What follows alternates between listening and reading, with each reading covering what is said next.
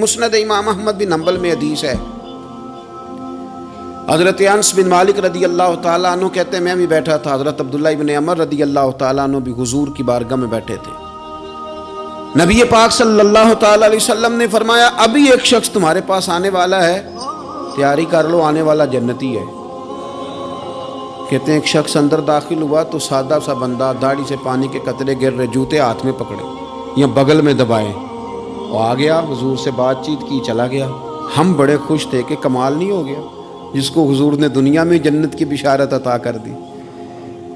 اگلے دن اس نے اتفاق، ہم اسی جگہ اسی حال میں بیٹھے تھے کہ پھر محبوب نے فرمایا بھی ایک بندہ آنے لگا، جنتی ہے۔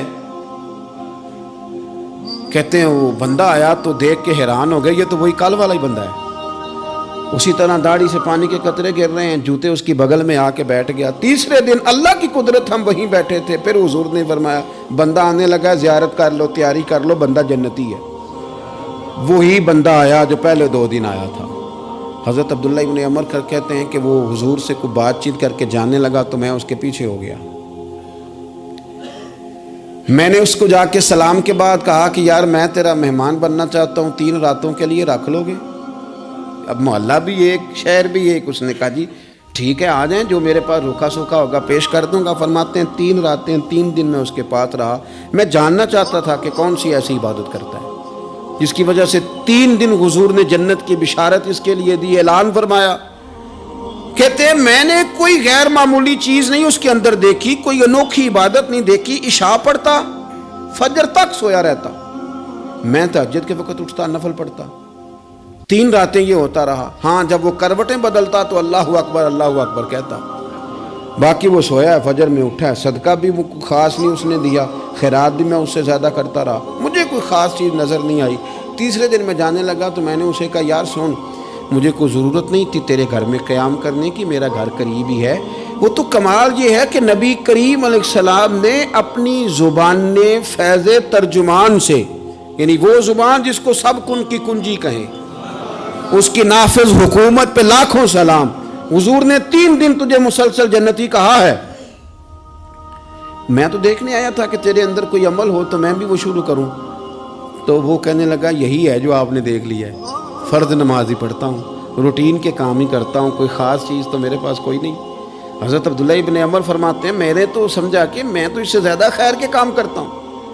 اب میں سوچتا ہوا وہاں سے نکلنے لگا کہ پھر کیا خاص بات ہے جو نبی پاک نے 3 دفعہ اسے جنتی کہا ہے۔ جب میں نکلنے لگا نا، دروازے پہ مڑنے لگا تو اس نے آواز دی، کہا یار سنو ایک بات یاد آئی ہے۔